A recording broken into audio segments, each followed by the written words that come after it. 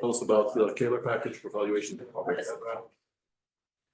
Thank you very much for inviting me and for the opportunity to speak. In these two talks, I will give some kind of introduction to the theory of valuations in convex sets, in particular focus on structures on the space of valuations relevant to construct a Kahler package, the space of valuations on Kahler duality, Hodge-Lefschetz and Hodge-Riemann relations, and the last step, Hodge-Riemann relations, was constructed only relatively recently, about a year ago, and this I will explain. But first, I will need to start with certain background in valuation theory. So valuations are, okay, let me start formally with a notation. So let E be an n-dimensional real vector space.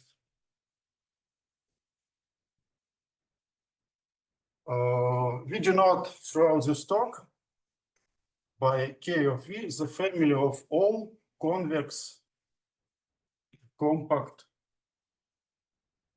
subsets of V which are non-empty. I mean, by convex compact sets, I mean sets of any dimension. For example, a point also belongs to this set.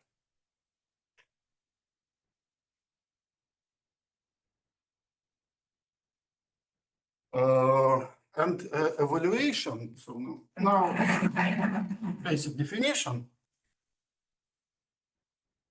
valuation is a scalar valued functional on this family, say complex valued functional, which is additive in the following sense: phi of A union B is equal to phi of A plus phi of B minus phi of the intersection whenever A, B, and the union are convex and compact.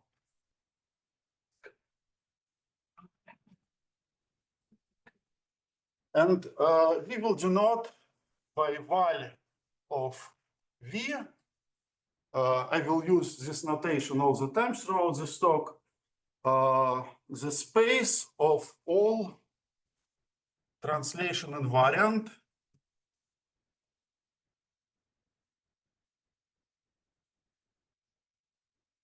continuous in Hausdorff metric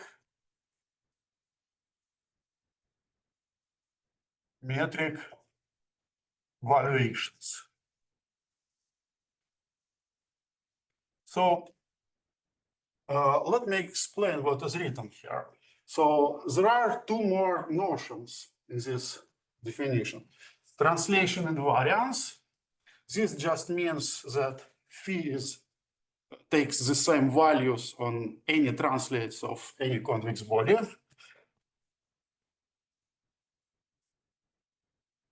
For any convex compact set and any translate X, and continuity in Hausdorff metric. Let me remind you what is Hausdorff metric. This is a standard notion, of course, but let me briefly remind it.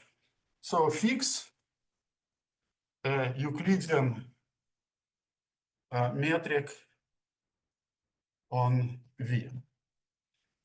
And define Hausdorff distance between two compact convex sets, A and B, to be infimum of all positive epsilon, such that A is contained in epsilon neighborhood of B. This is just notation of epsilon neighborhood. And symmetrically, B is contained in epsilon neighborhood of A. Then it is well known that it is indeed a metric, satisfies triangle inequality on the family of all convex compact sets, and moreover, it is known kind of corollary of Blyashky selection theorem that this is a locally compact space. Locally compact.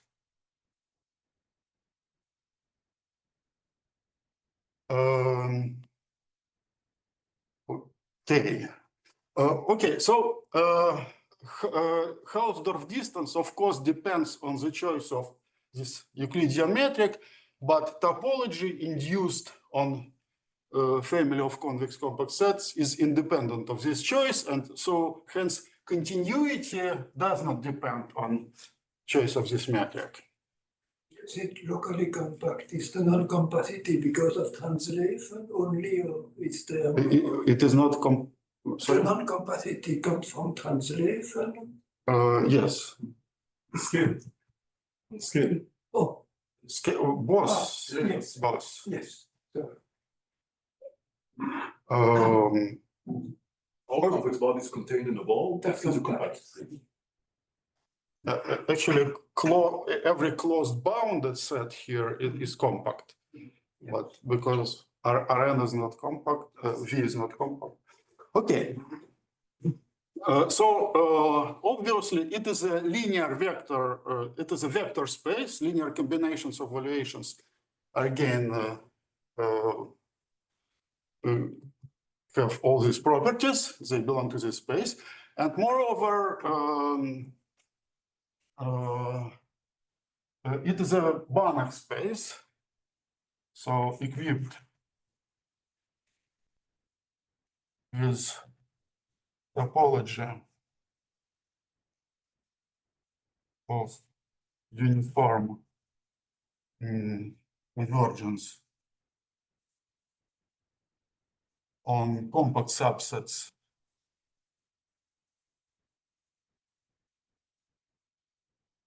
of K of V, val V is a Fréchet space. In fact, can be shown in fact a Banach space. It is not, it is less immediate to see that it is a Banach space, but let me follows from Macmullen's decomposition, which I will explain a bit later. Okay.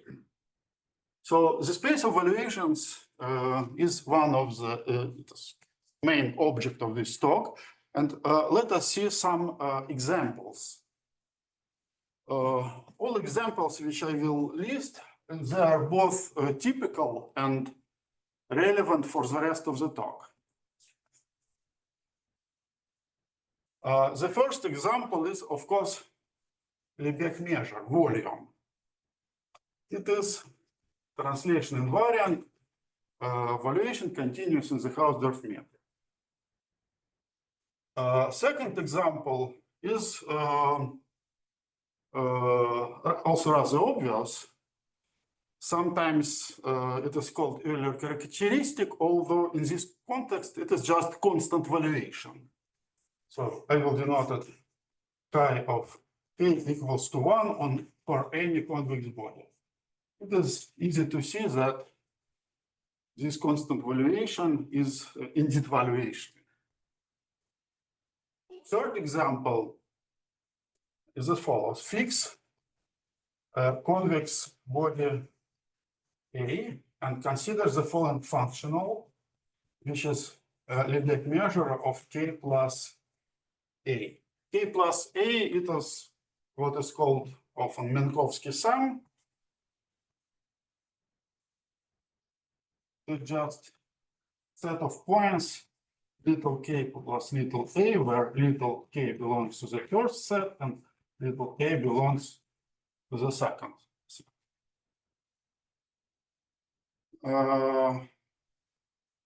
It is not hard to show that this expression also translation invariant continuous valuation.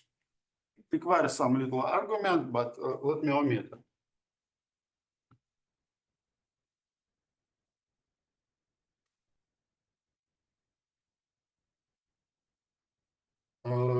Okay, and the fourth example, it will require some preparation, but let me first state it for those of you who are familiar with mixed volumes.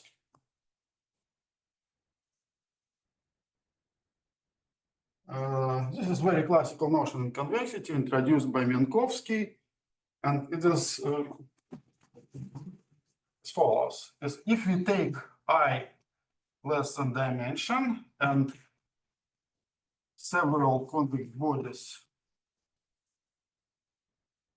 n minus I convex bodies, and consider phi of k, which is mixed volume of k taken I times with these fixed convex bodies, then this is also translation invariant continuous valuation. And it is closely related to this example. Okay. And now let me define, remind you the definition of mixed volume, which is based on the following classical result of Minkowski.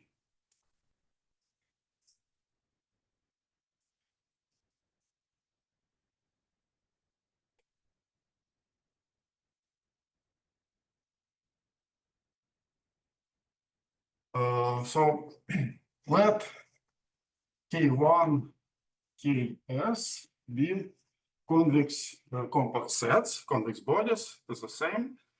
Then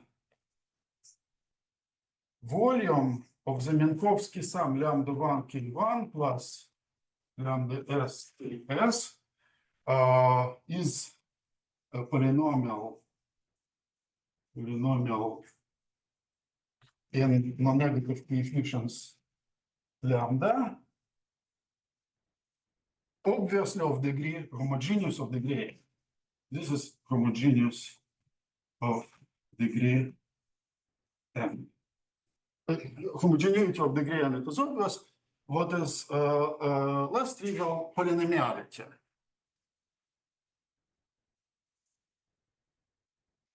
And now definition of mixed volume is as follows.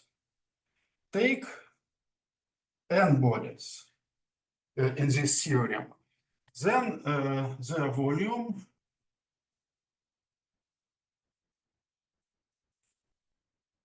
n. It is n homogeneous polynomial in lambdas. In particular, it contains a monomial lambda 1, lambda n, plus other terms, some coefficient, other terms. And this coefficient is normalized conventionally by n factorial and denoted mixed volume V of K1, Kn. And this coefficient is called Minkowski mixed volume of these n convex bodies. Is it always homogeneous at degree n, or we need a hypothesis on K1 through No. It is always homogeneous because Lebesgue measure is n homogeneous. It is true for all arbitrary convex bodies. Yeah.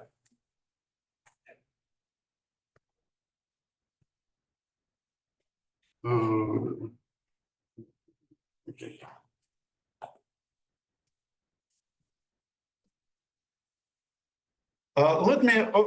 It is a kind of digression, but I will need this digression about basic properties of mixed volumes.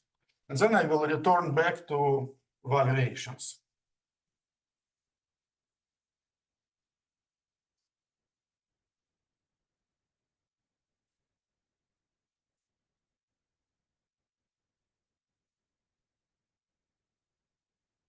The first property that trivial one, it's invariant under permutations.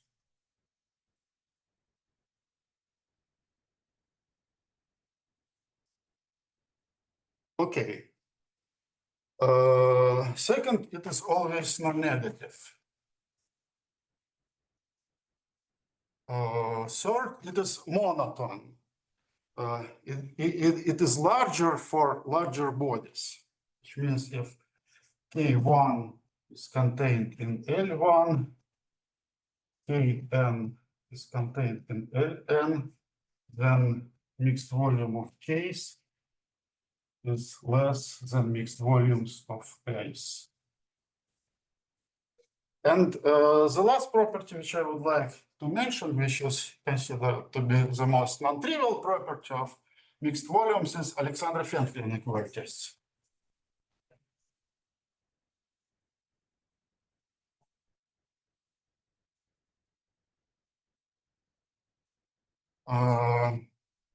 That mixed volume of A, B with some other n minus 2 convex bodies C squared and is greater than or equal mixed volume AA with the same C's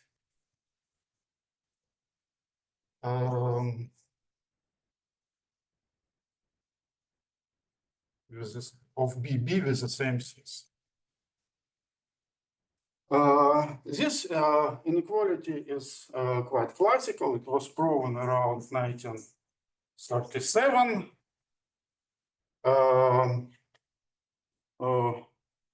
I will mention it later today because it can be obtained from as a special case with some computations using Hodge-Riemann relations on the space of valuations. And but also some new inequalities for mixed volumes of, I would say, similar sort, but different will be obtained from different version of Hodge-Riemann relations on valuations. This inequality is investigated until now, namely equality cases. For sufficiently smooth bodies, it was shown that equality is achieved if and only if A and B are homothetic. But say for polytopes, the classification of equality cases was obtained only relatively recently by Schoenfeld and Van Handel. Okay, so it is really a very, this inequality has a lot of respect among convexity experts. Okay. I have a quick question. Are your convex bodies assumed to contain the origin? No. They're not. For example, point is also belongs to this family KFB.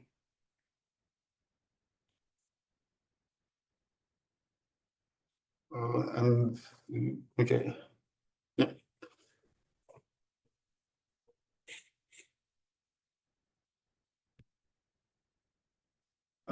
Another important general result which I will use in this talk is Macmillan's decomposition theorem.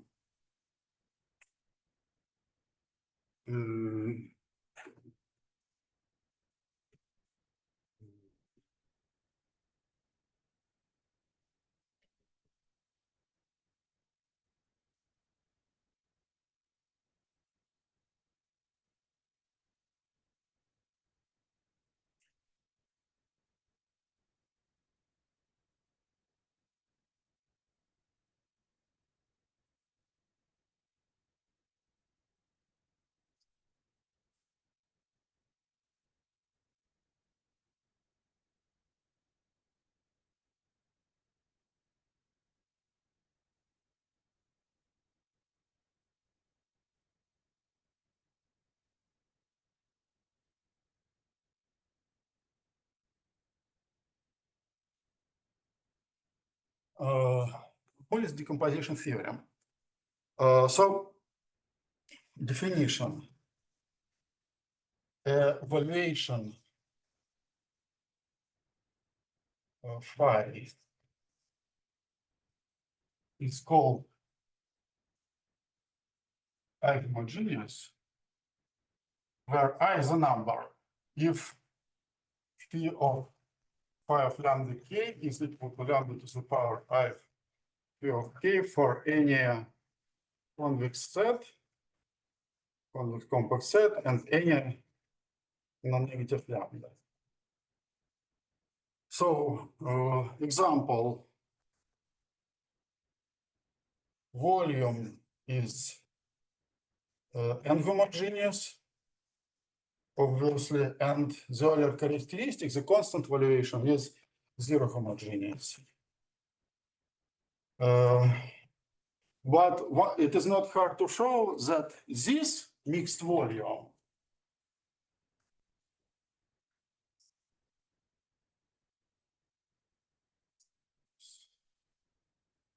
k times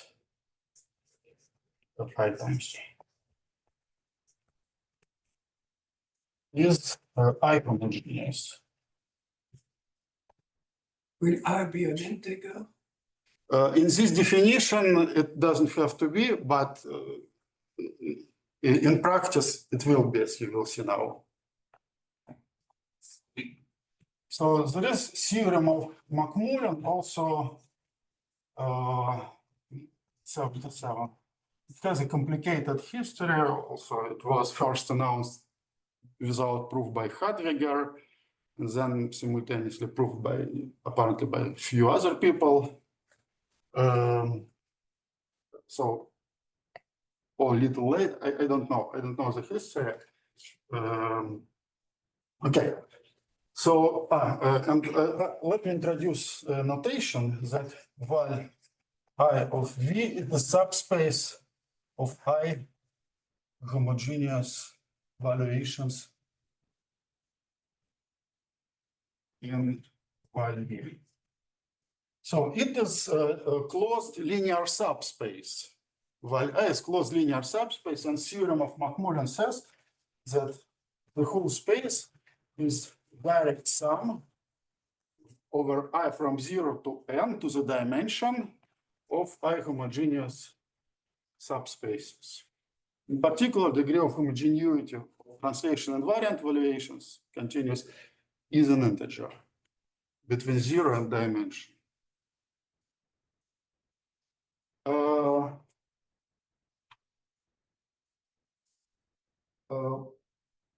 What is known about these different subspaces? Facts.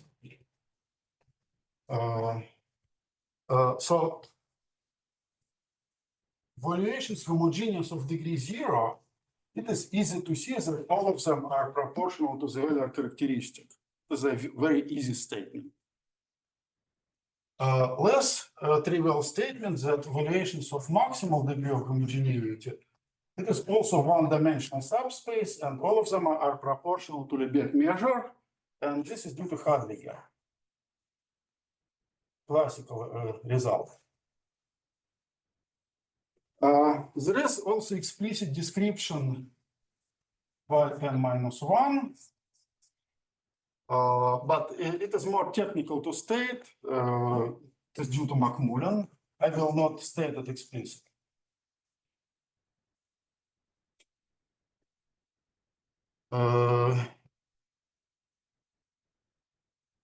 Okay.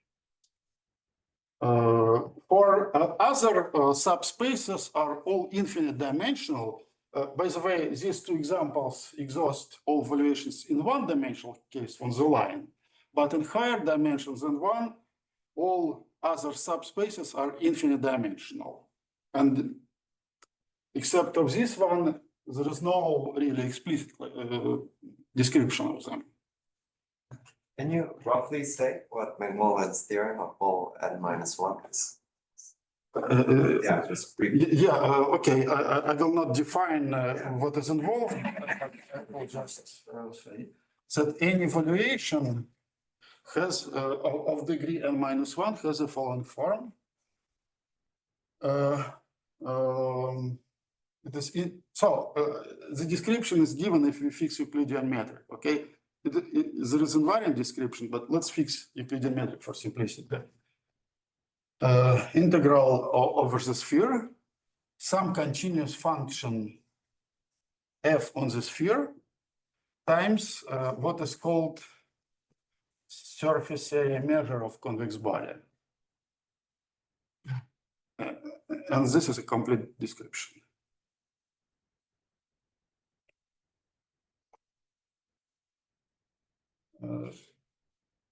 And the product that you're later going to define, there's vel I and vel j into vel I plus j, or? Yes.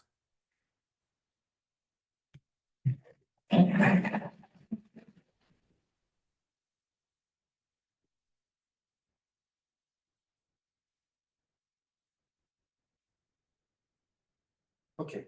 Now, so we're here. Now, let me state irreducibility theorem. In order to state it, let me have two more simple remarks. Any valuation can be decomposed into two parts, even and odd. Even valuation and odd corresponding how minus identity acts on them. Yes. So this is even subspace and direct sum with odd subspace.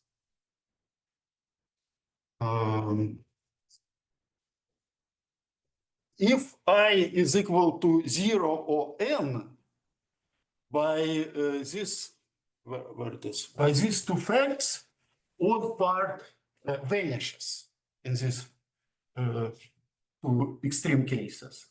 But otherwise, both summands are infinite dimensional. It is easy to construct infinitely many examples. Yeah, and next observation, the group GLV acts on valuations linearly. It is a representation as follows: G of phi applied evaluated at convex body K.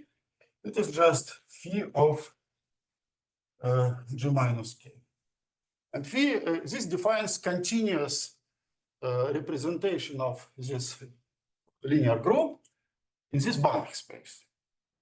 And this plus minus is just action of minus one. Yes, yes, okay. And this action, all these subspaces of given degree of homogeneity and parity are invariant, are GLV invariant.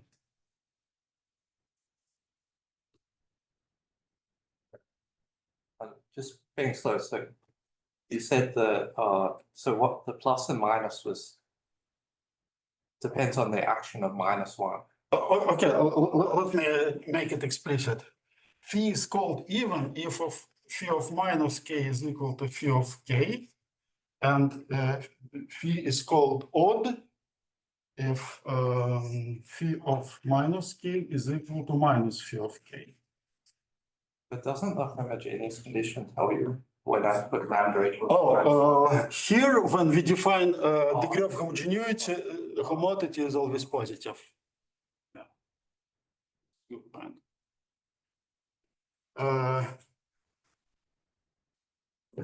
And there is a following theorem, which I proved long ago, that all the subspaces of given degree of homogeneity and parity are topologically GLV irreducible.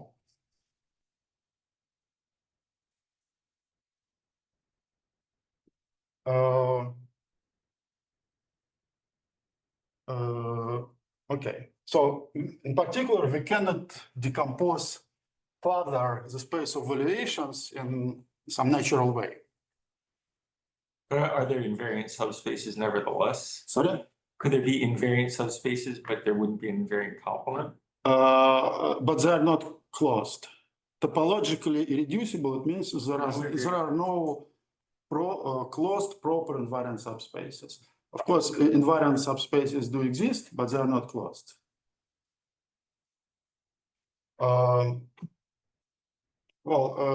The proof of this theorem uses some important result due to Klein and Schneider from valuation theory,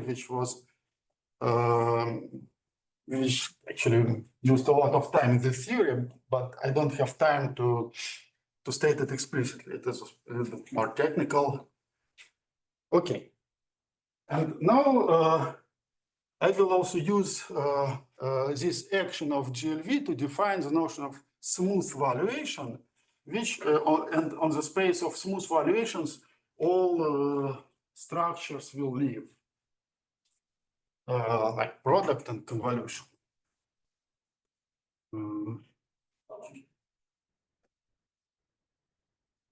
Okay. So the notion of smooth valuation actually is a very special case of general and quite simple notion of smooth vector from representation theory, but I will state it in the context of valuations. So that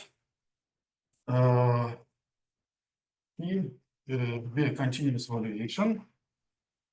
Phi is called smooth.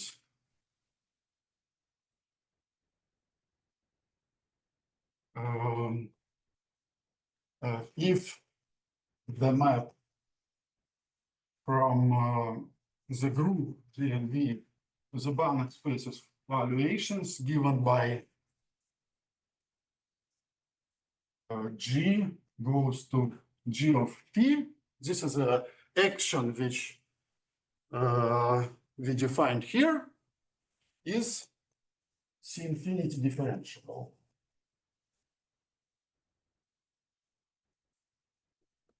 Okay, so this group GLV, it is a Lie group. This particular manifold. This is a Banach space, and we are interested in C-infinity differentiable maps. And subspace of smooth valuations. It is not hard to show in standard thinking representation theory. It is a dense linear GLV invariant subspace. Examples of smooth valuations. Okay, if we look at this list, then Lebesgue measure and Euler characteristic are smooth, and these kinds of valuations are smooth, provided all convex bodies are full dimensional, have smooth boundary, and strictly positive Gauss curvature. This is sufficient to guarantee that the corresponding valuations will be smooth.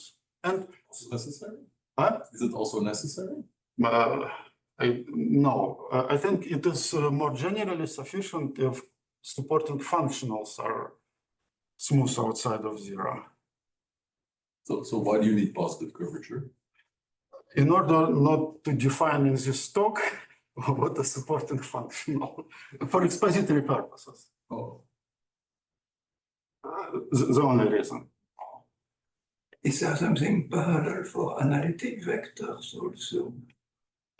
Sorry? Okay.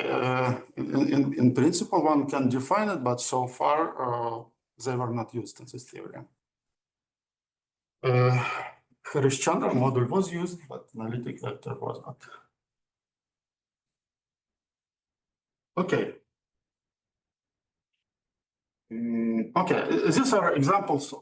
And another thing which I will use as a black box, that on this subspace, there is topology, linear topology, Fréchet topology, it is called, in this particular case of action of the group, Gordon topology, which is stronger than Banach topology, which I described here. And it is Fourier topology, and it will be used pretty soon when I will discuss various products, the product and convolution. So you mentioned Harsh-Chandra module. Does this fit into like there's what people in Harsh-Chandra modules study? Is this like a Harsh-Chandra module or? Sorry? You mentioned Harsh-Chandra module. Is this like a Harsh-Chandra module or the evaluations? In order to prove the theorem irreducibility, one has to study Harsh-Chandra model of this space. And I guess this is what people always call Harsh-Chandra model.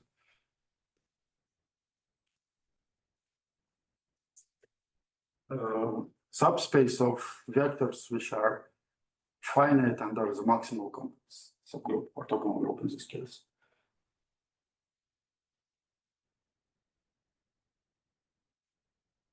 Okay, now, now from now on, we will, so for this space of smooth valuations, we have Macmullin's decomposition, which I erased with respect to degrees of homogeneity, and this decomposition with respect to parity, which works exactly in the same way. It is not something really new.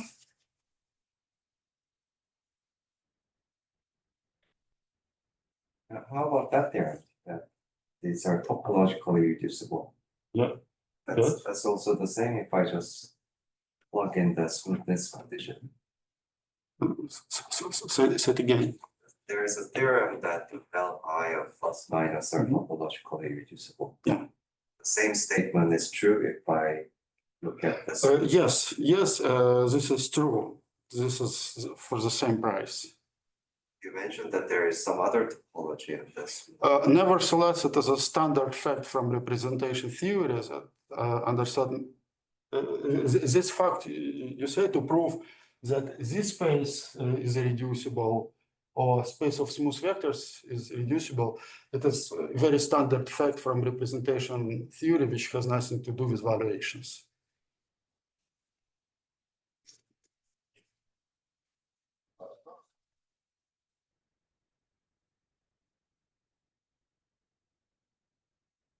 Now, product. I'm going to characterize product on the space of smooth valuations, describe certain properties of it. By now, most of applications of product on valuations belong to integral geometry, as at first observed this connection of product to integral geometry by Fu, probably then developed by Bernick and Fu.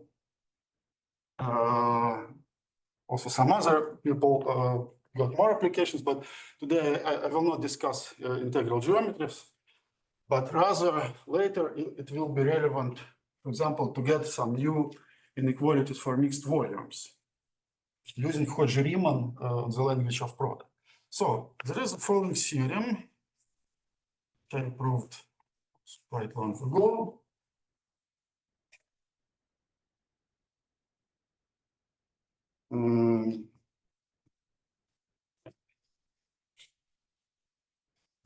First of all, space of smooth valuations has a canonical product, has a canonical bilinear map which called product from y infinity times y infinity to y infinity, canonical bilinear continuous in the Gordon topology. It is continuous in the Gordon topology, which is uniquely characterized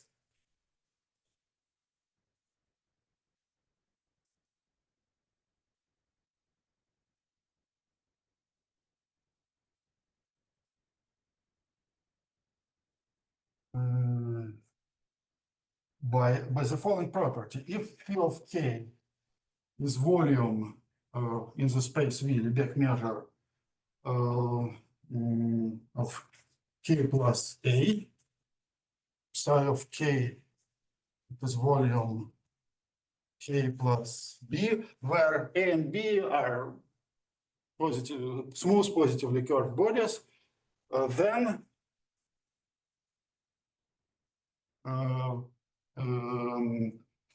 their product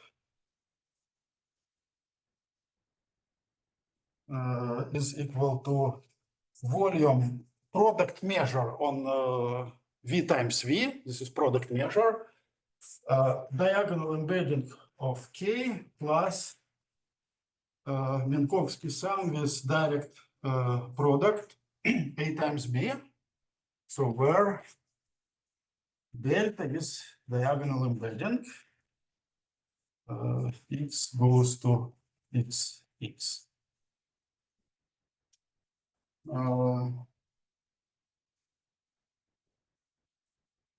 Second part,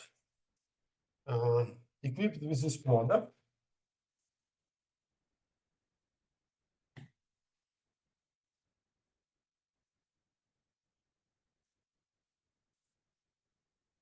while infinity, smooth valuations is a commutative associative algebra with unit. And the unit is the Euler characteristic. The group GLV, of course, acts by automorphisms on this algebra. It is a graded algebra with respect to Macmillan's decomposition. Val I times val j is contained in val I plus j.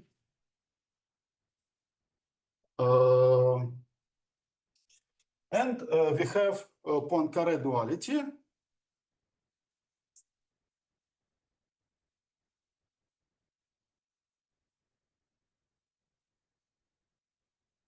If we have non-zero valuation phi, which is I-homogeneous, then there exists valuation psi which has complementary degree of homogeneity, such that their product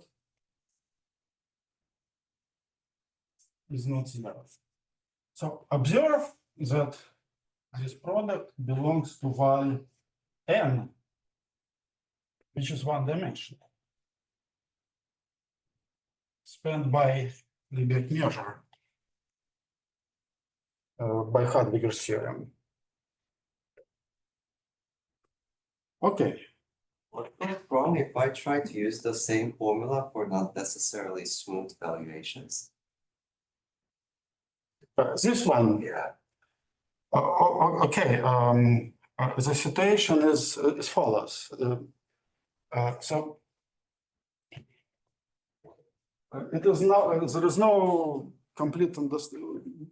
But the situation is approximately as follows. But it becomes complicated and not fully understood. So we have this algebra of smooth valuations, which is a subalgebra of continuous, subspace of continuous valuations.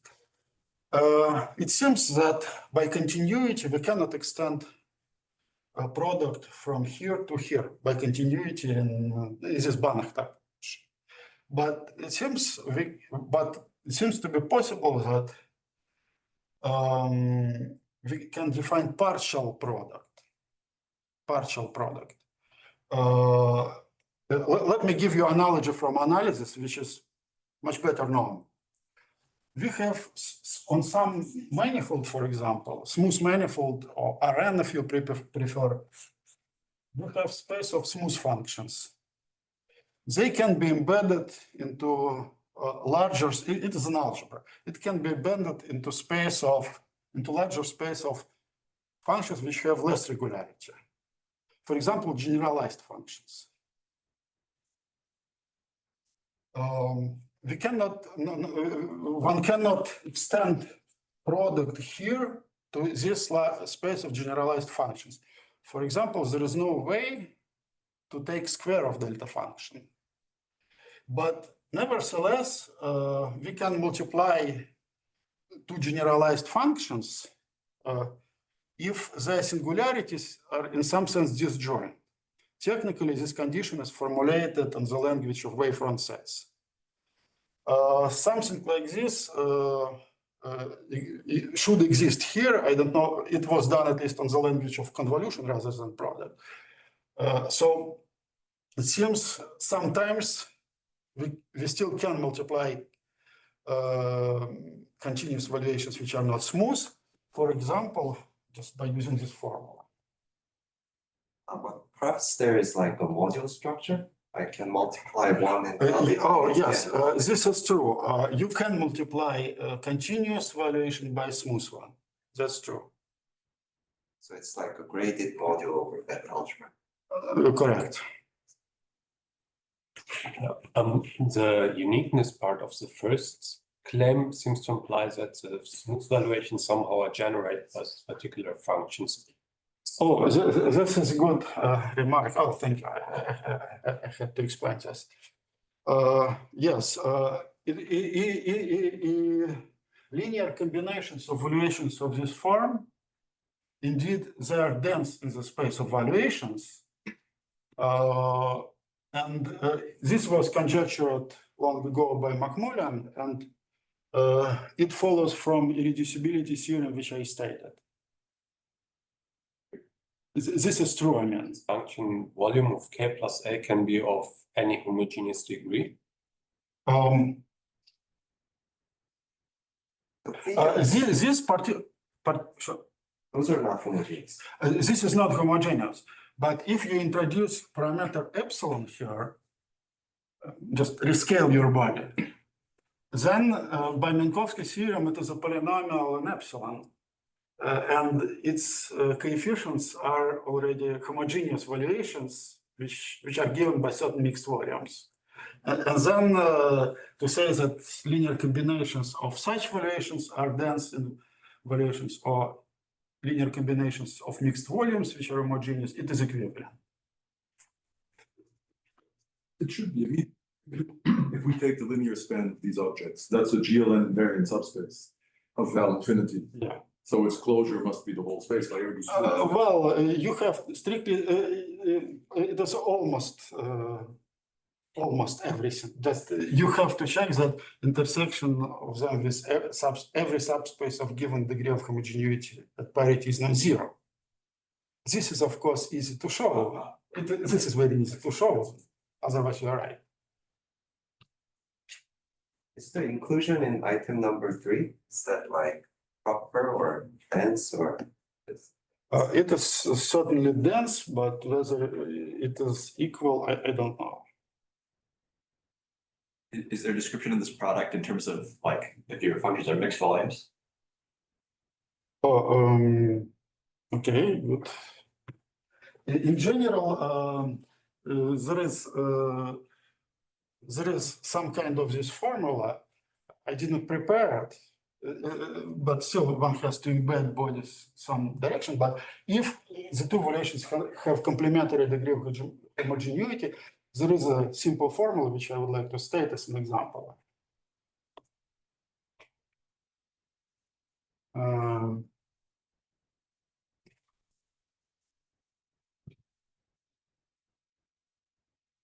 Can you give val I like an inner product, by like applying some Lefferts operator to the product of two elements in val I and then getting into the top degree?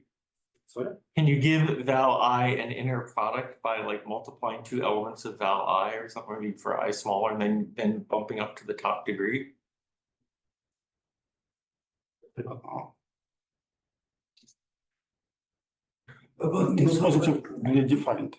about this representation of GLV, how big is, if you fix the representation of the orthogonal group, how big is the space of vectors that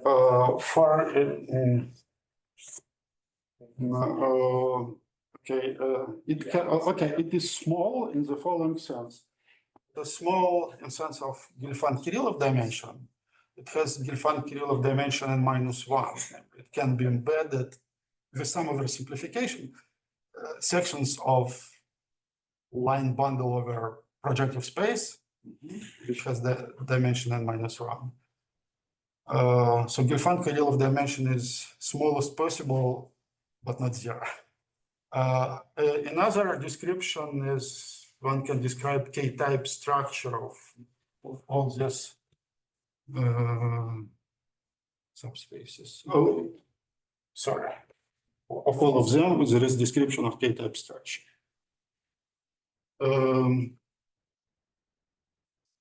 I wanted to give an example, and then we will make a break. Consider the following two examples.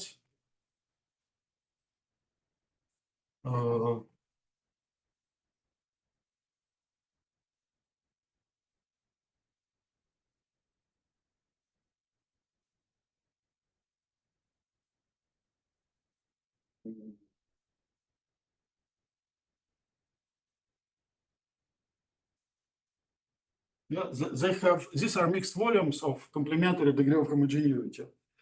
Then the product has maximal degree of homogeneity, so it must be proportional to volume. And the coefficient is as follows. There is this binomial coefficient, mixed volume of A's with central reflection of B's.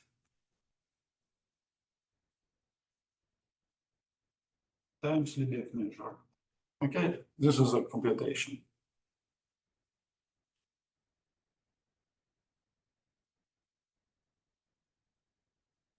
Okay, we'll make a break. Take a break and come back and restart again at 11 or? What you're about to define feels to be very natural, but where does this strange, this diagonal embedding, it seems like it's not a construction that I've seen. Oh, well, there are two different answers. One answer how it was historically, how it can be interpreted a posteriori. A posteriori, there is much more natural explanation than how it was historically. So I will give the second one. Oh, okay, all right. I want both ends. Okay, historically, there was no, I don't know. I will give second one, and maybe first one I will try to explain personally. Okay. Because it is not very convincing, I say. Okay, so we consider this space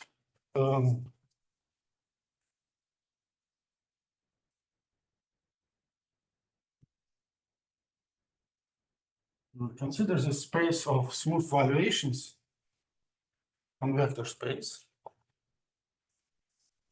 It can and the interpretation which I'm going to explain cannot make of the product cannot. I don't know how to explain it in terms of this space, but first I have to enlarge. There is a larger space of valuations, smooth valuations, which are not translation invariant. Let me skip the axiomatics. It is much larger space. It contains all smooth measures, for example, which are not Lebesgue measure. Let me denote it in this way. Product here, in fact, there is a product here which extends product here. Now, how to explain what is a product here? It embeds into a space of generalized valuations, similarly to what I tried to explain here. Valuations which are not smooth but have some singularities. And here there is a partially defined product. If two valuations have kind of disjoint singularities, you can multiply them. And if we restrict this partial product to the smooth case, we recover. Now, Exactly. here, this is a dense subspace. It's a vector topology.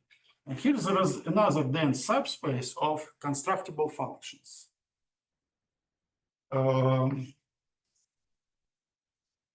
This is space which say take finitely many values and level sets are subanalytic.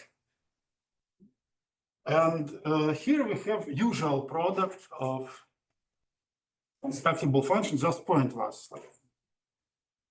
And it turns out that here we have partial product, which restricts here to product on valuations, and restricts here to usual product of constructible functions. So this structure is kind of more new, less familiar. This is very familiar structure, but they somehow they're the same, roughly the same. Product in McMullen's polytope algebra is somewhat like that product. No, I will comment on explain this. There is convolution, which is another operation on valuations here. And McMullen's polytope algebra corresponds to convolution rather than product. I hope I will, if I will have time, I will state it more precisely. So you mentioned, I was just wondering because my thesis advisor was very much into Harish-Chandra models. So I'm just wondering, are these things understood as Harish-Chandra modules? Are these valuation spaces like Harish-Chandra models have been very intensely studied, and are these understood as Harish-Chandra models? Whether the Harish-Chandra models are understood? Yeah, is it understood like what they are, like where they fit into some classification of them, stuff like that? No, they were used at least to prove irreducibility of all these summands of given valuations of given degree of homogeneity and parity. But for example, the Harish-Chandra models, it's kind of infinite sum of k-types. Right, but there's some kind of classification of like admissible module, then yeah, all of them are admissible in this sense. And are they like unitary? That's why I don't want no, they are not unitary. They are not unitary. Would it be possible to give an example of something in val minus? Yes, it is very simple. Volume of A plus A minus volume A. Is it a good example? Yeah.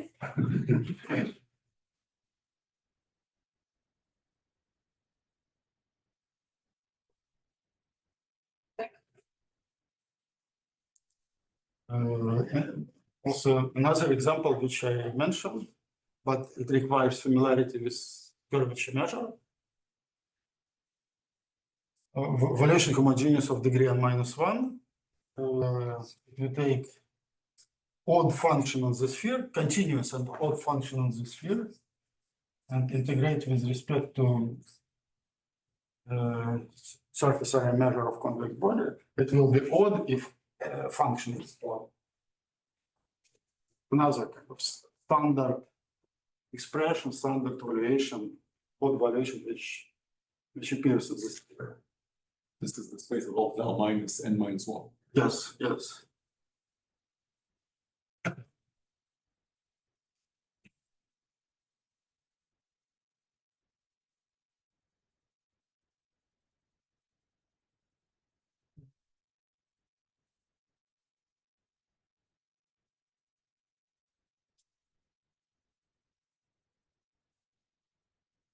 Give an explanation that you have a partially defined product that reduces to both. But if you didn't know that, Sorry? you gave an explanation that you have a partially defined product in V minus infinity that reduces to both of this product and an ordinary product from F. Okay. But if you didn't know this, you only knew the product on F, which is the standard product. Yeah. Would that lead you to guess this? I mean, the fact that you have one thing that implies So, both. so doesn't the mean that- question is how one can guess for this construction. Is Okay, it obvious from the I- definition of the product on F of V that this is the right object to look at? yeah, this interpretation came later. Yes, So I can tell you how it was, but we will talk later. All right, shall we continue? okay.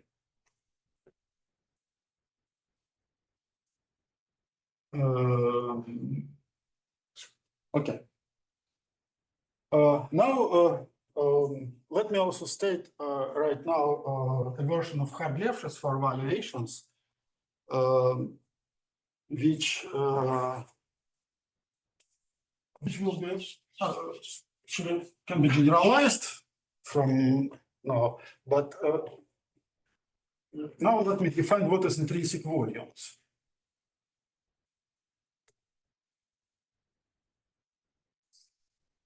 There anyway, I will need it at some point, perhaps. Vi is intrinsic volume of convex body. It is up to some normalization, which I will not write down, mixed volume of convex body K taken I times with unit Euclidean ball B taken n minus I times V unit Euclidean ball. And so VI is I homogeneous, even valuation, in fact, even invariant under the orthogonal group.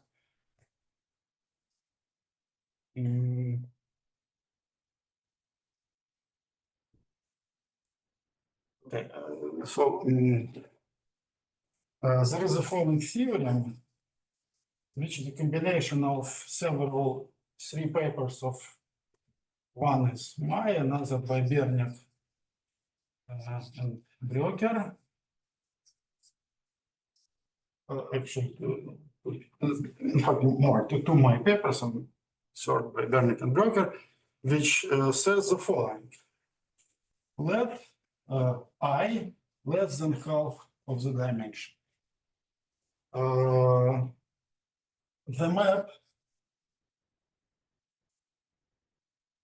from val I infinity to val complementary degree of homogeneity, which is multiplication by appropriate power of first intrinsic volume,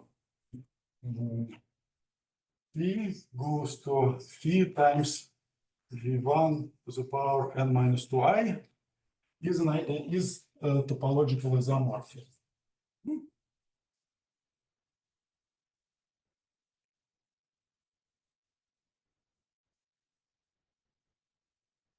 Topological mean? These are Fréchet spaces, Yes. and this isomorphism preserves topology.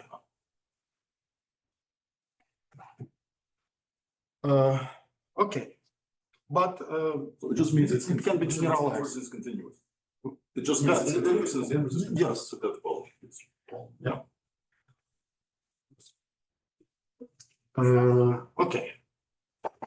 Now let us discuss.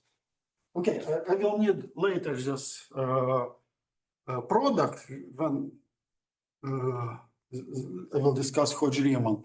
But now I will discuss another operation on valuations of convolution, and then relation between product and convolution, which is kind of Fourier transform.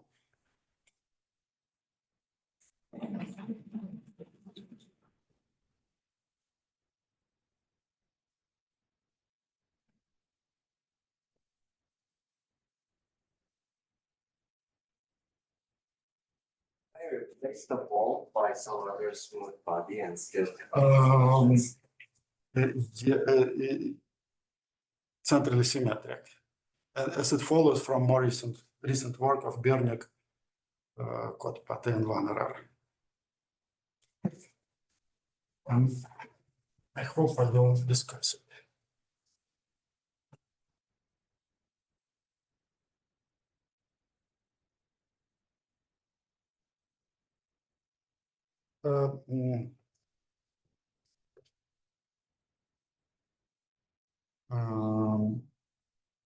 Okay, so Bernik for convolution.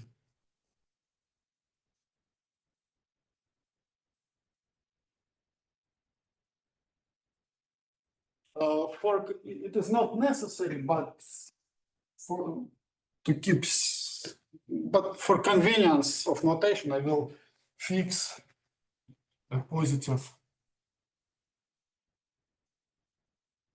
Lebesgue measure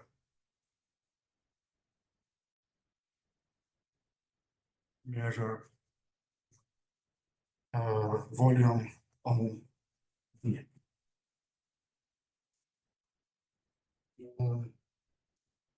Invariant. What? You mean something translation invariant? Translation invariant measure. Yes, The usual.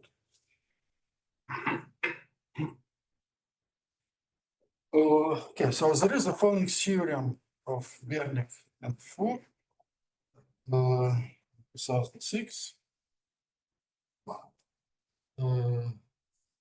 First of all, the space of continuous smooth valuations has canonical. Well, strictly speaking, it depends on this choice of Lebesgue measure. It can be corrected, but never mind. There's a canonical continuous in Gordon topology.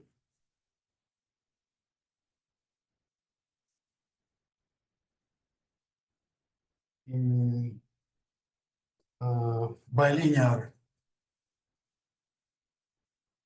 map called valuation.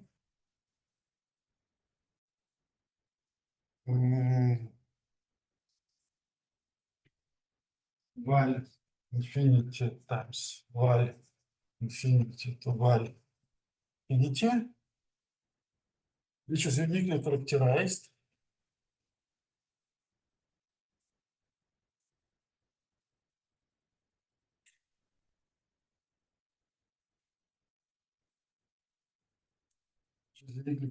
by the following property. If we have phi of k volume k plus a and psi of k volume of k plus b, where again a and b are full dimensional, smooth, positively curved, then their convolution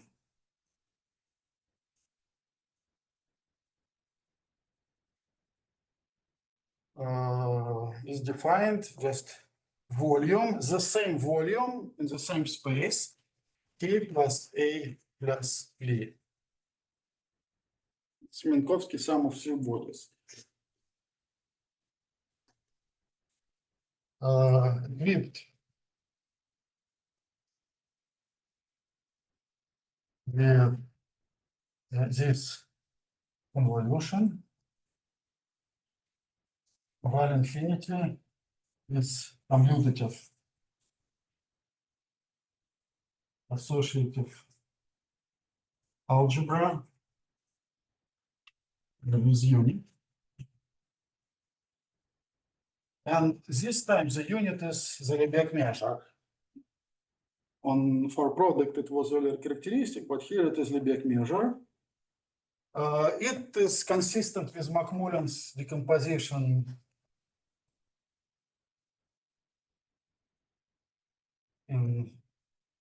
it adds up co-degree of homogeneity.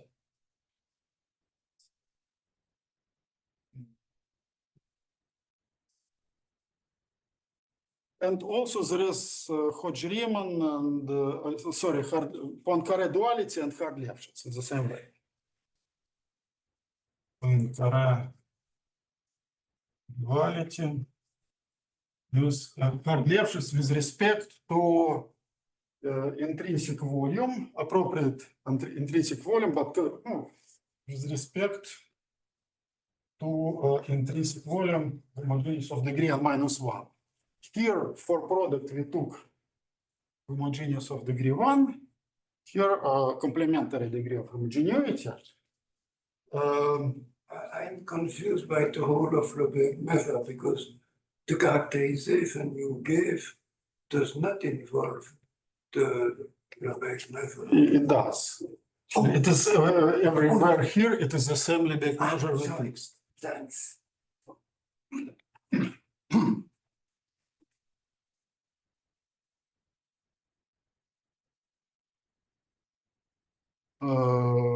Okay.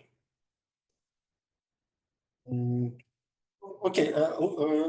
Hard-left will be generalized by Bernie, Kottbart, and Warner. I will explain this generalization. But now let me explain the relation between product and convolution, which is kind of Fourier-type transform.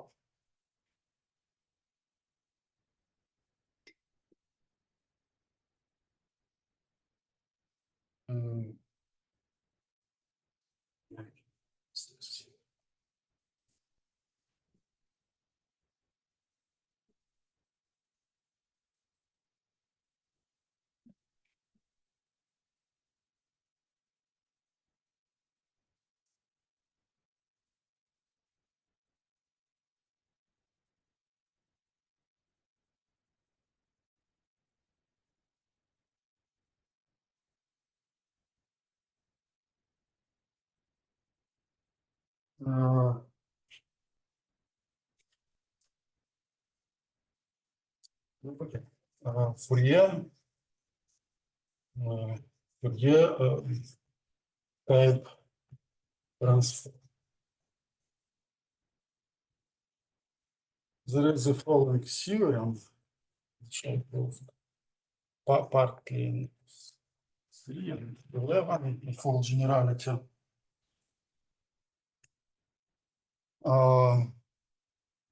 The first part says that there exists isomorphism of topological algebras called Fourier transform. So the first algebra of valuations with product, and another is valuations with convolution, but on the dual space. Is a dual space.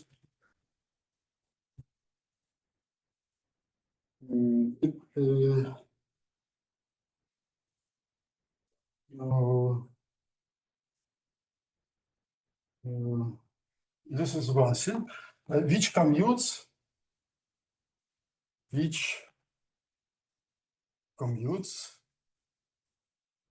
with the group of linear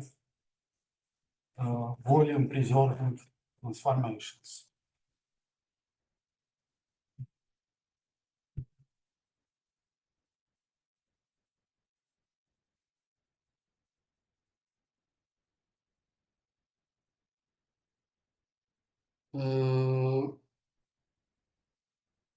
It maps I-homogeneous valuations to valuations of complementary degree of homogeneity and resolves parity.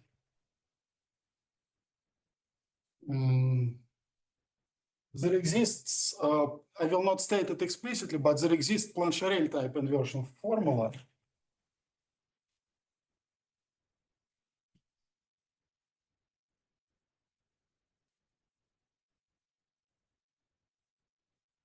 Roughly, it says if we apply Fourier transform twice, essentially we get back the original valuation.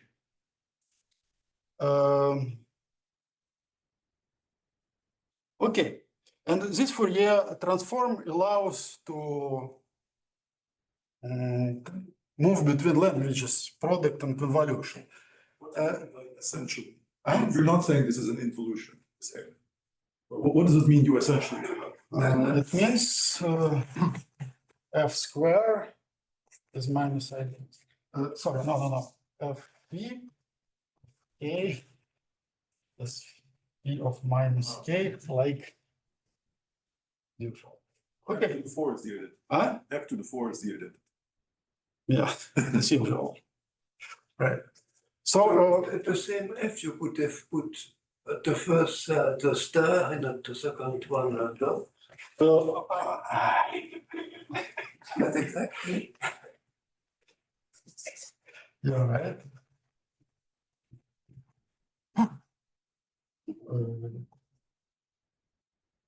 You're right.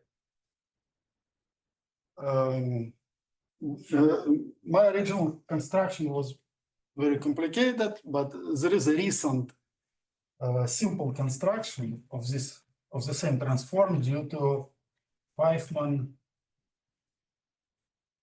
and one error. They actually used classical Fourier transform to construct this operation. Okay. Does isomorphism property 1 also transforms star into product?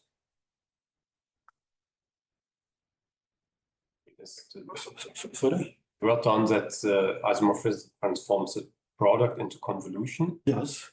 But does also transform convolution into product? Yes. So it's V1, but a Vn minus 1. The intrinsic volume, the first intrinsic volume. But Up to proportionality, up to coefficient. That's true. So hard Lefschetz is equivalent. Yeah, if you take Pi, this is up to some coefficient, positive even coefficient, is V n minus. Right? And this one is positive. So okay.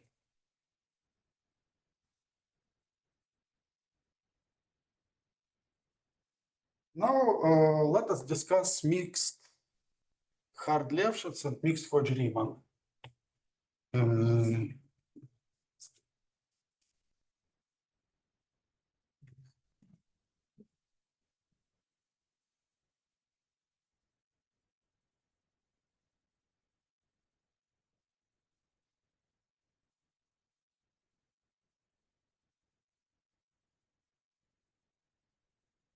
Is there an analog of this kind of operation that reverses and it goes from I to n minus I in other situations that are not valuation?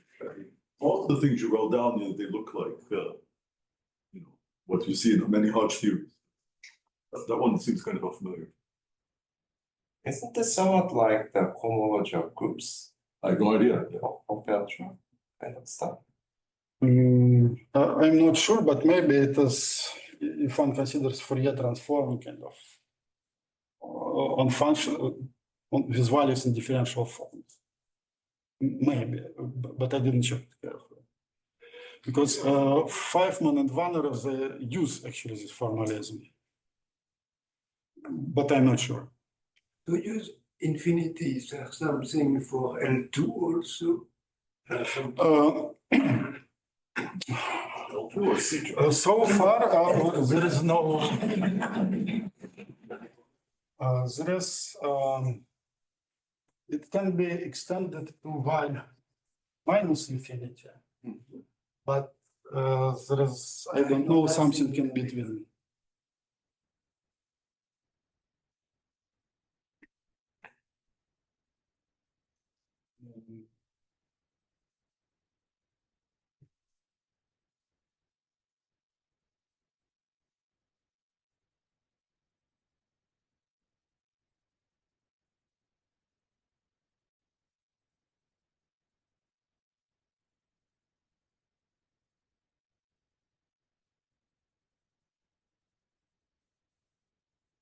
So there is an L2 theory of these valuations, which is one of the main contributions of those people who prove Hodge-Riemann. Yes. But it's very new, but it's not known how the Fourier transform acts on those. I don't know. I don't know. So it could be.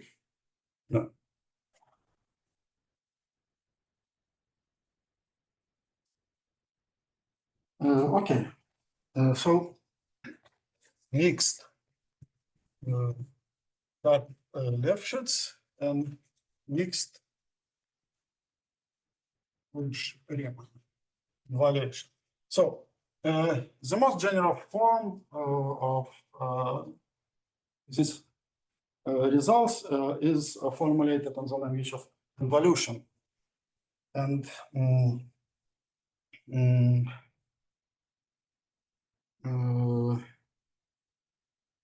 in order to state the results, let me introduce some notation.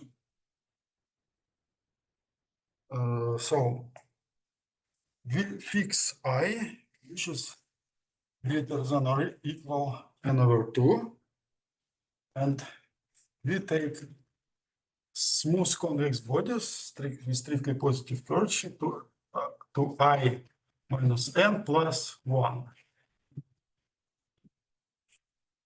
with smooth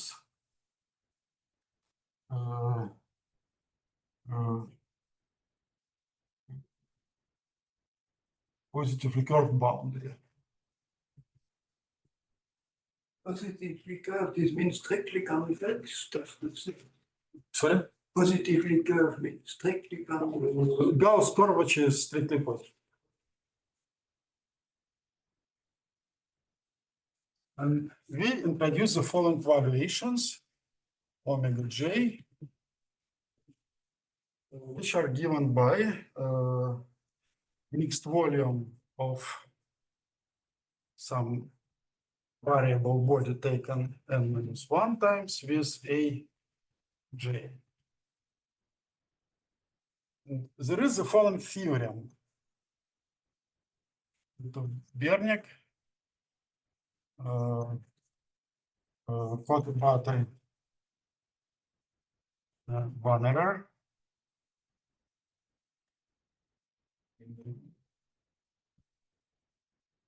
Actually, this theorem was first conjectured by Kotter-Batty, and he proved this theorem in some special cases.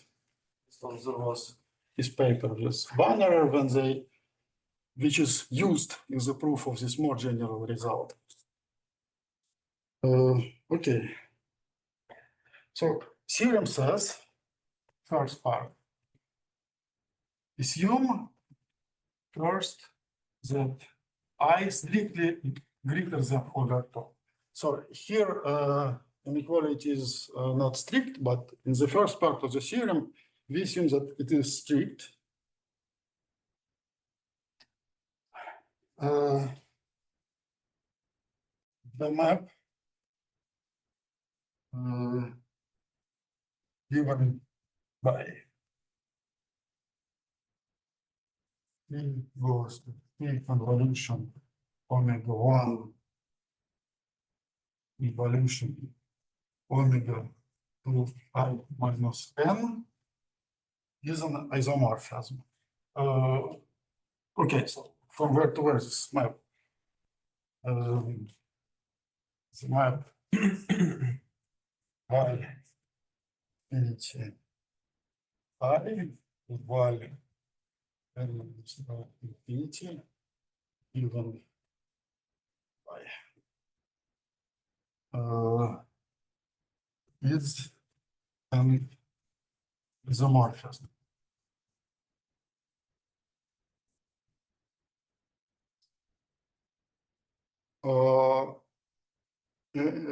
Okay.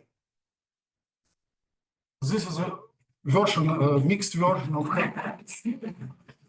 classical Hadler in algebraic geometry. All forms are assumed to be equal to each other. It's product and cohomology. But this theorem, it is a mixed version.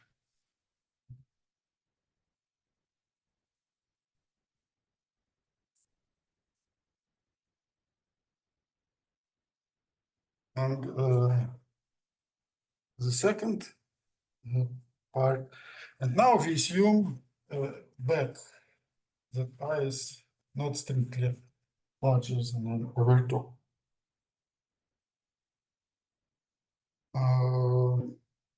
So define primitive subspace Pi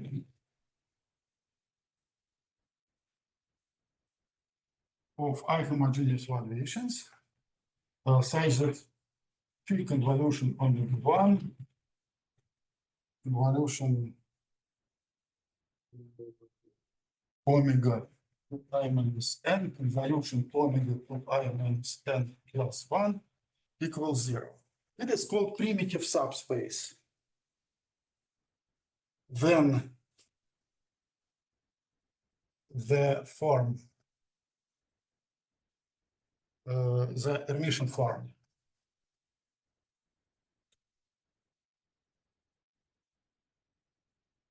on this primitive subspace.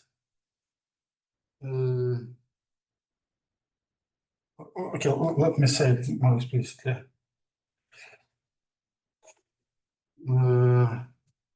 Hermitian form U on given by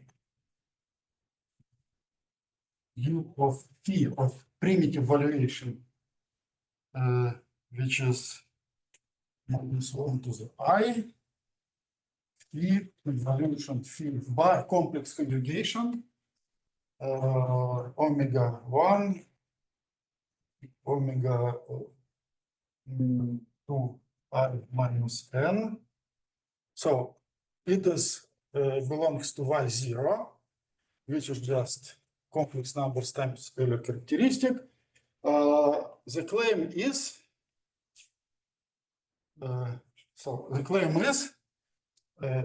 if phi is non-zero, then Q of phi is strictly positive. Okay, and this is parallel to what is called Hodge-Riemann relations.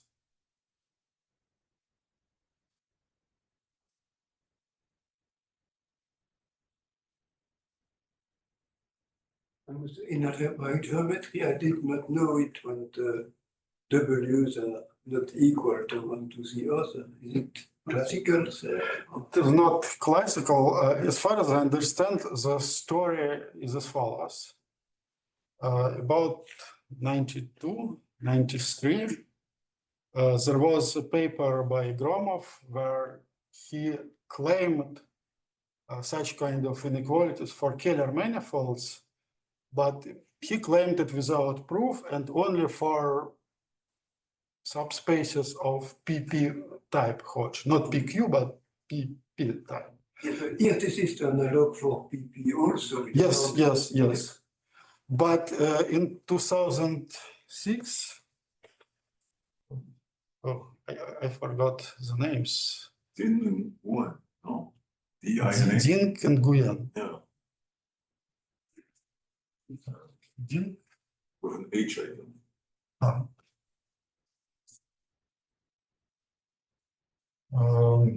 They proved this for any arbitrarily complex Kahler manifold in full generality.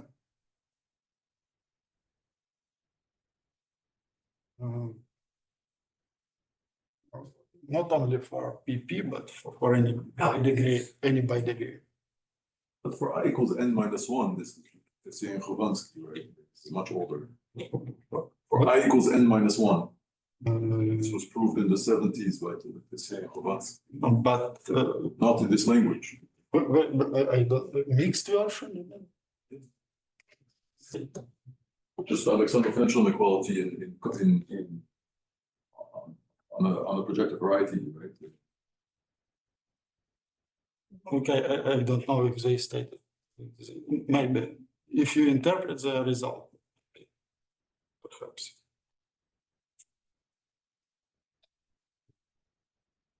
Okay. Now I would like to have the following remark. Now, we have certain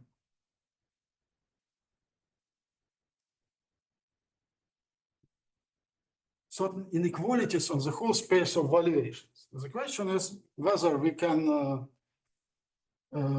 compute it to interpret at least some special cases of these inequalities in some special cases. And it turns out that it is possible, and one can obtain Alexandrov-Fenchel inequality, which I mentioned in the first part of the talk. So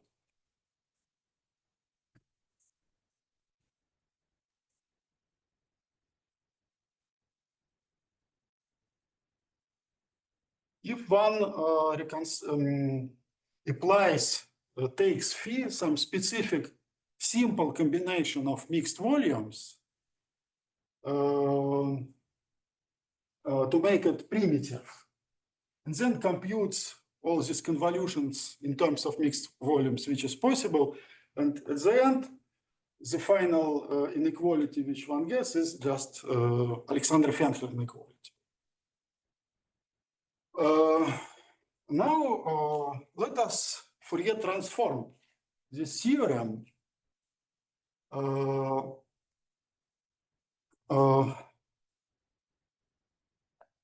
and see what we can get.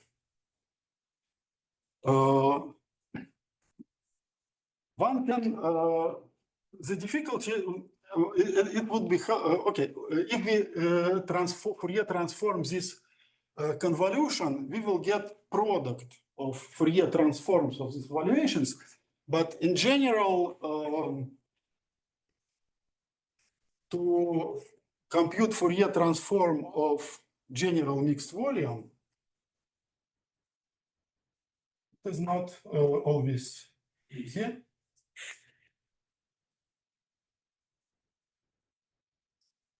It is not always clear what it is, how to do it in geometric terms.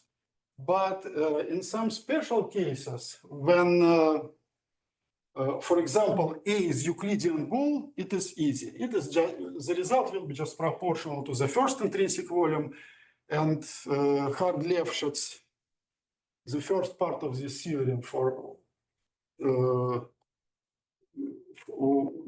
will become Hodge-Lefschetz for first intrinsic volume, which I already stated. But one can take as a so-called projection body, so of something in particular, I will not, how to say, I will not define everything which I'm going to use, a projection body of some other centrally symmetric convex body.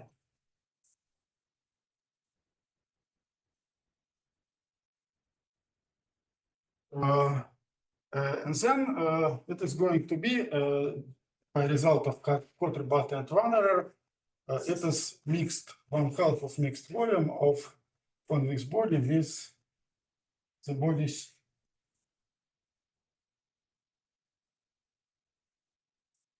And so one can get Hodge-Lefschetz and Hodge-Riemann in mixed version, where all such convex bodies are centrally symmetric. They are centrally symmetric. And let me state a certain, and we actually get some new inequalities. And let me state a consequence which comes out of this computation of Hodge-Riemann. Let me state it more explicitly.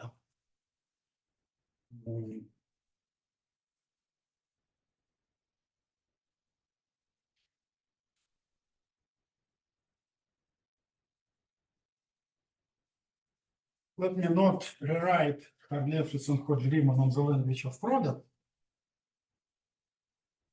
As I said, it generalizes only partially, and there's some assumptions on the valuations. So application of Hodge-Riemann for product rather than convolution. The Fourier transform sends the Euler characteristic to a positive multiple of vol. Yes. Actually, to vol. So why does it generalize only partially? I mean, you said it was an isomorphism, so shouldn't it generalize? Uh, As long as you define the ample guys as the Fourier transforms of the omega chains. The problem is to compute Fourier transform omega j's in geometric terms. Okay, right. So, but if we just define that to be, then everything here immediately omega j tilde equals by definition Fourier transform of omega j. Okay. Then everything goes through, right? Yes, of course. That is a complete. Absolutely. You just don't know what they are. Yeah. Yes. Yes, that's true.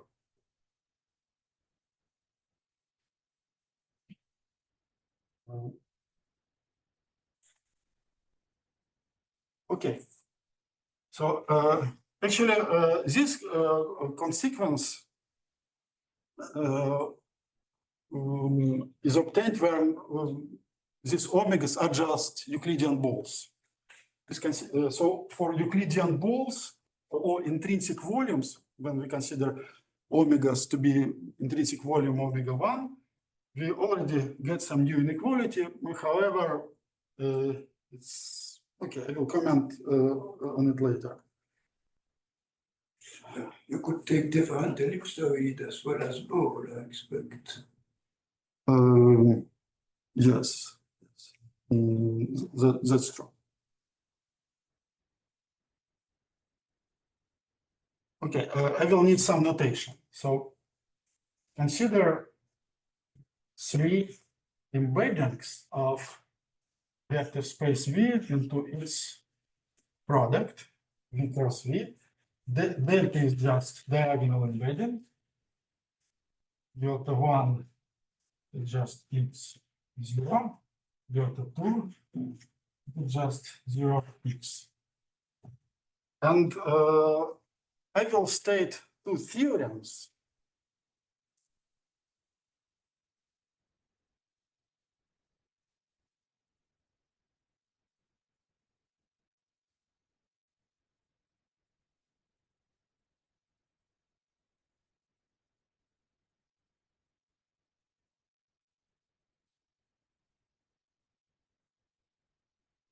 Theorem 1.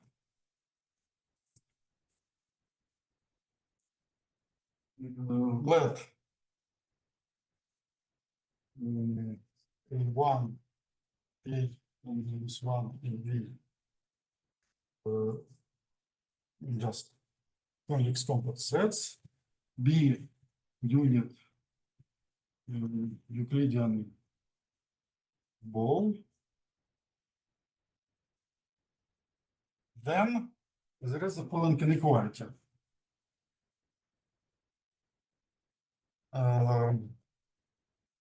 Mixed volume of iota 1 A1, iota 1 A n minus 1, iota 2 A1, iota 2 A n minus 1, delta of B, delta of B.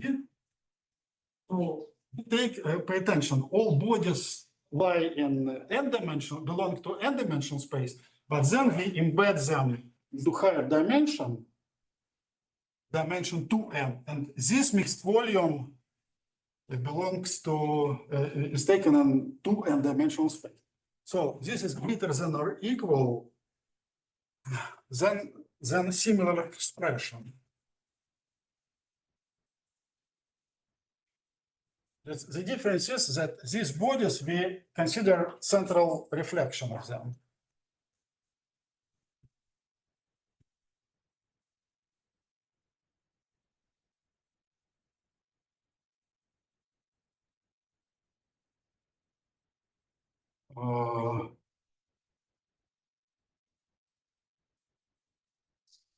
This is theory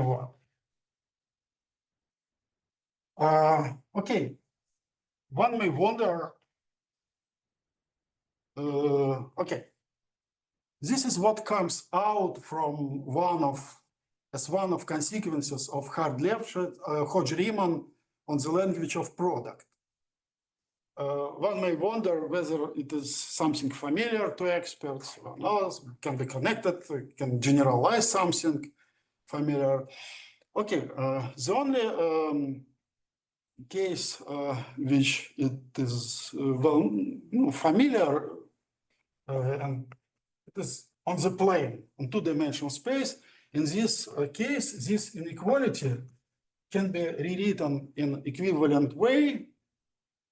VA minus A is greater than volume of A. This is, of course, easily follows from Brun-Minkowski inequality.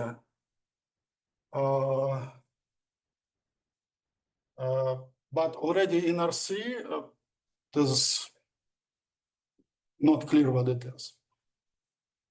Now, let me state second theorem, second inequality, which turns out in the following interpretation. Kahler of Hodge-Riemann for product in a special case. Want to apply Hodge-Riemann in middle degree? So theorem one, does it somehow follow from Hodge-Riemann in middle degree, the product? No, everything in degree one, but first theorem for, I think, odd valuations. Next theorem will be for even valuations.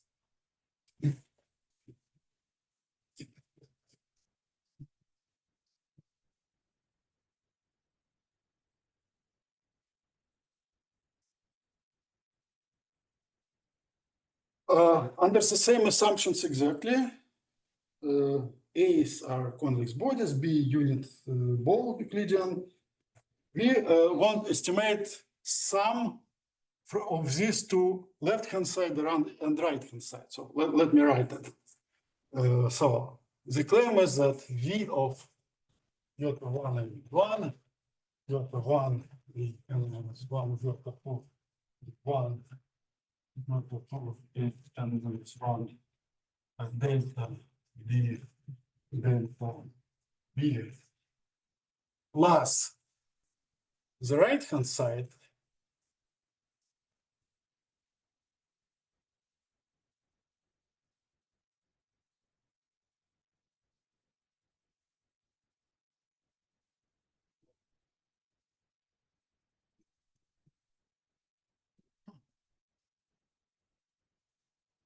it is less than a certain coefficient gamma n mixed volume of A1 A n minus 1 B squared, where the gamma n is the constant such that there is equality for balls. Then all bodies are balls, Euclidean balls.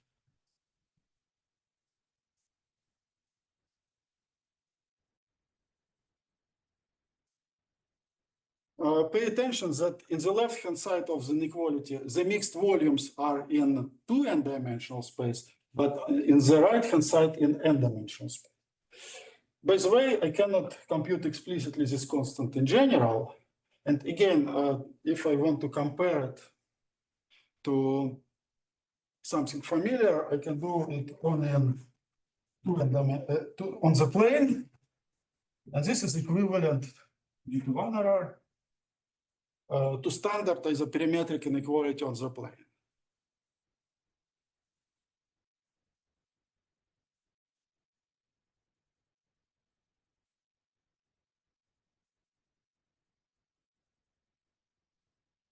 Which says, I remind, among all convex compact sets on the plane of given area, disk, Euclidean disk has minimal perimeter.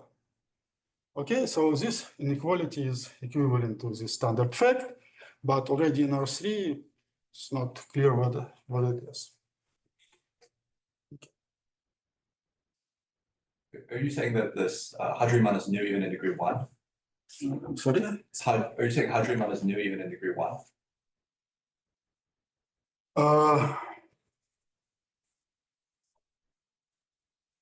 Okay, so on the language of convolution, it was realized that it is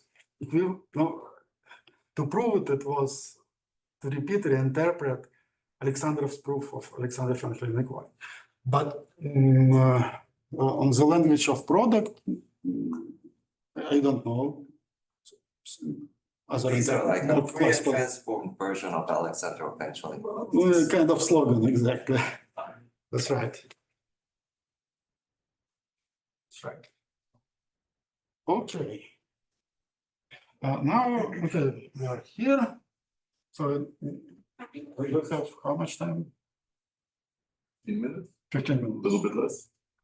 Okay. Then I would like to explain the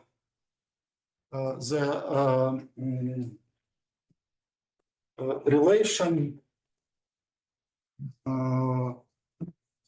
to McMullen's polytopology, relation to combinatorics, McMullen's polytopology.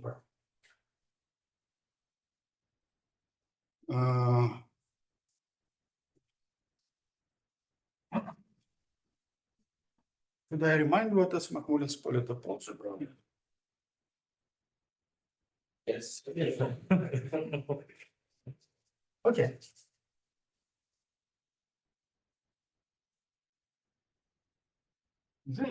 If to say it briefly, it is the kind of space where universal valuation on polytopes takes values, not on complex bodies, but on polytopes. Formally, let us consider the following construction. Consider, so P of V, this is a space of a set of convex compact polytopes.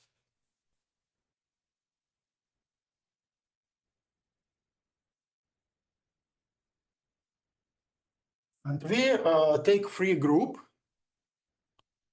generated by it.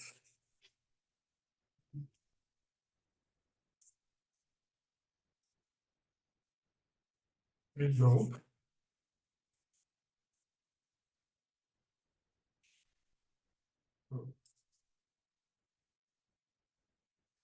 Modulo on the following relations.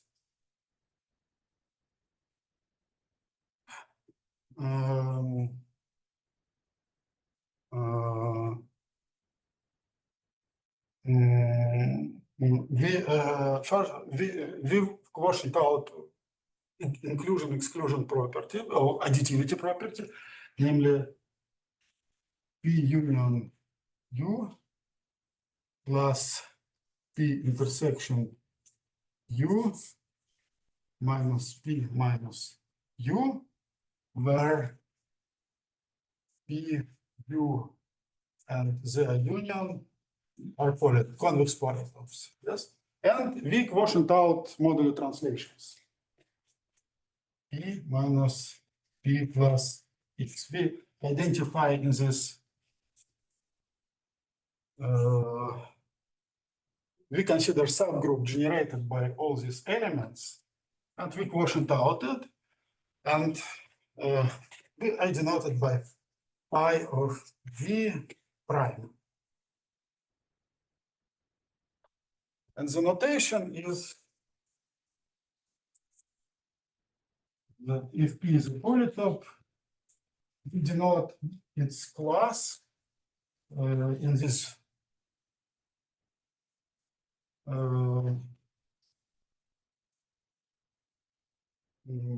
P with brackets. Now.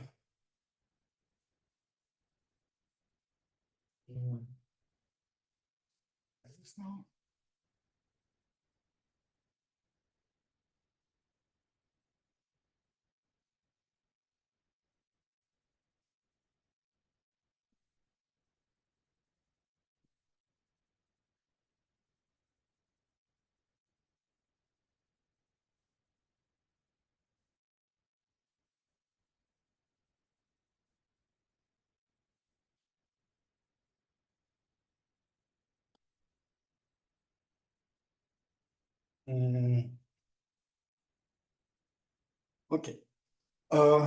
Now, usually one works with, okay, so this is a abelian group. And usually one works with certain modification of it, which is called without prime phi of v. It is defined as follows. Pi prime, let me define what it is. Pi prime of v has subgroup pi prime, I don't know, 0, for example, which consists of all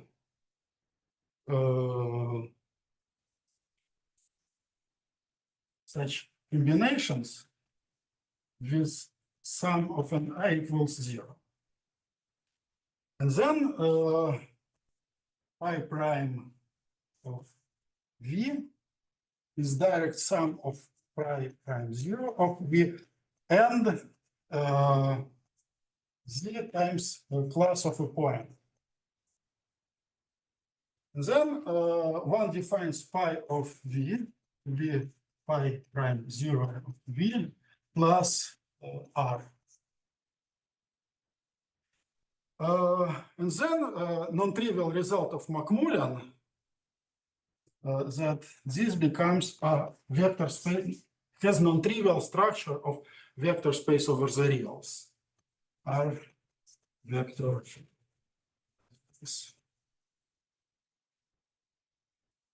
Okay.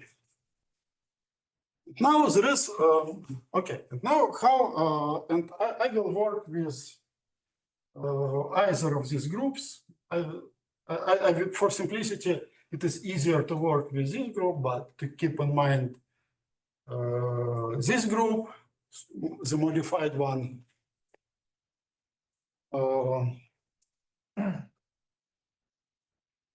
Now, I would like to explain the relation of this Macmullen's polytope algebra to algebra of valuations with convolution. Sorry, how would it have been different if we took the coefficients to be in the real numbers to start with? Sorry? If you, in the NIS, if you allow them to be real numbers, is that? No, these are integer. Yeah. And this is a non-trivial point. So to define structure of rational vector space, this group is in fact uniquely divisible, and it defines structure of rational of rationals. But it takes more work. It is not trivial to define vector space structure over the real numbers. It's really non-trivial fact. You mean direct sum or tensor product? Direct sum here. Yeah. This is direct sum. Does the action of the real numbers, I mean, I guess it doesn't just multiply the polytopes by t or something? Okay, I will explain the relation, and from this description, it will be more clear what I mean. But it is hard to see it from this combinatorial description.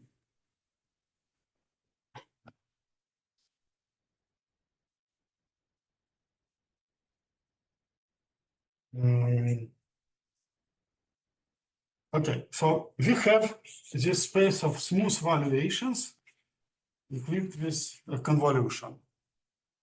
And now we have Poincare duality for this space. Val I times val n minus I goes to val 0, which is just C, multiples of the Euler characteristic. And this is convolution.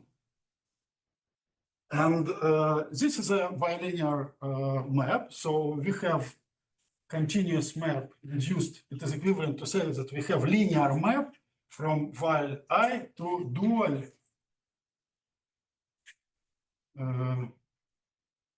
of this space. And Poincare duality means that this is injective embedding with dense image in the Wick topology.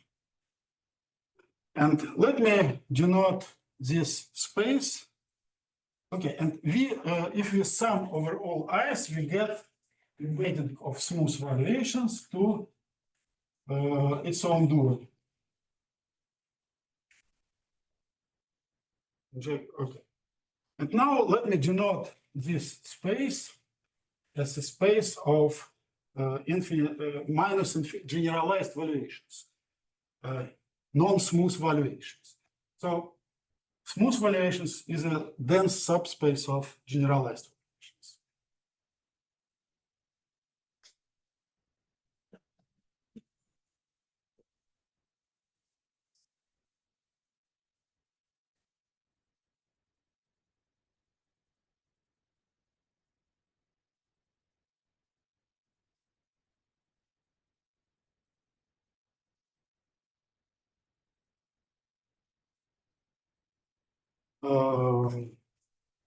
Okay. So now let us construct the following map of Macmillan's polytope algebra to the space of generalized valuations.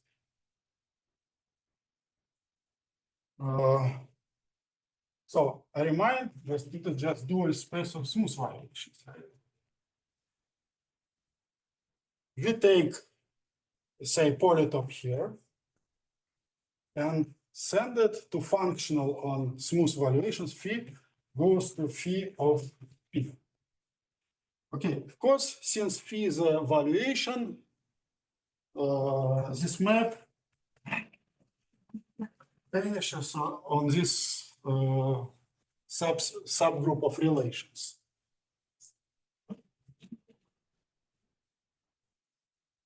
So it is a well-defined map. And in fact, okay, and it can be extended in a trivial way in to pi without prime. And we have and it is injective. So pi, okay, so this map is injective. And this is theorem of Wernicke and Pfeiffer. But we have the following picture. Val infinity is dense subspace in generalized valuations. And here we have an embedding of phi of Macmillan's polytope,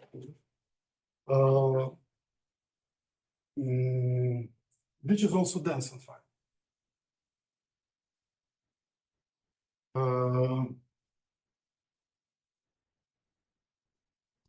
Another result of Wernicke and Pfeiffer is as follows. If one can define partial product on the space of generalized valuations, like we discussed in the space of generalized functions, if the singularities of two generalized functions are disjoint, we can multiply them. This partial product restricts to smooth valuations to convolution, which we discussed. And if we restrict it to here, to Macmillan's polytope algebra, we get product in Macmillan's polytope algebra. So in some sense, these two structures are kind of have very almost the same nature. This result is, again, I repeat, due to Wernicke and Pfeiffer. Now, we can go one step further and recall that one can define Macmillan's polytope algebra for rational polytopes. So there is a rational version of Macmillan's polytope algebra which embeds here. And it is still dense in generalized valuations. And for this algebra, there is interesting interpretation that it is isomorphic to certain direct limit over all simple polytopes. Okay, right. Of cohomology of certain toric varieties, of all toric varieties of given dimension. So from this point of view, there is a this thing is very classical. I don't know, by the way, who was the first to prove it. Here we have in McMullen's polytope algebra, McMullen proved mixed Hodge-Lefschetz and mixed Hodge-Riemann for certain finite dimensional subalgebras here, and they correspond to appropriate operation properties of cohomology of toric varieties, just explicitly. But the only thing is that McMullen proved them not only for rational polytopes, but for real polytopes. It's more general. And okay, and now if we have now if we have simple polytope P,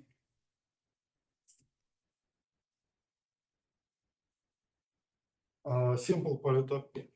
So let me show more of this correspondence. So logarithm of P in McMullen's polytope algebra, in fact, if we embed it to valuations, then up to normalization, this element goes to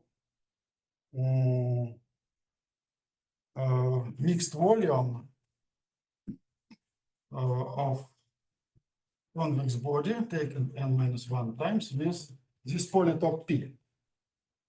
And if moreover, it is simple integer polytope, then here it corresponds to the first Chern class of certain ample line bundle over toric variety.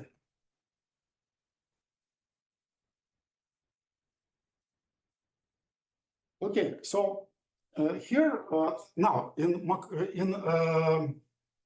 McMullen's version of mixed Hodge-Lefschetz and Hodge-Riemann, he uses omegas of the form logarithm of pi, where pi is certain simple polytopes, and they correspond to mixed volumes with polytopes of this form, and this is precisely what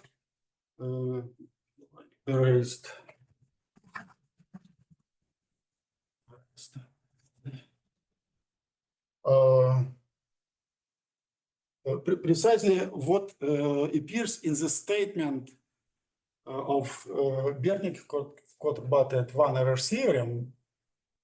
They take convolution with such forms omega,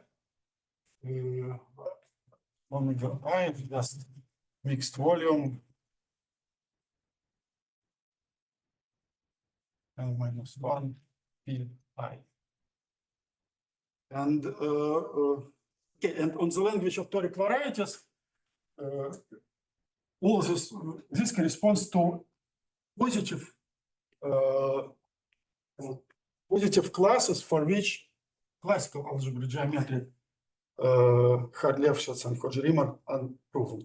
So the only technical problem which I don't know how to resolve in order to use one picture to prove something about the other Hodge-Lefschetz, how to approximate smooth convex bodies by polytopes such that this picture would lead to certain precise results, precise theorems. But otherwise, the feeling is that three different versions of Hodge-Riemann and Hodge-Lefschetz of valuations, McMullen's polytope algebra and toric varieties, they have very similar nature. Thank you very much.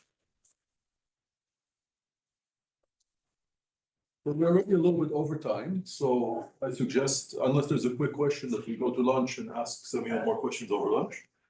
But thanks, Semyon, again.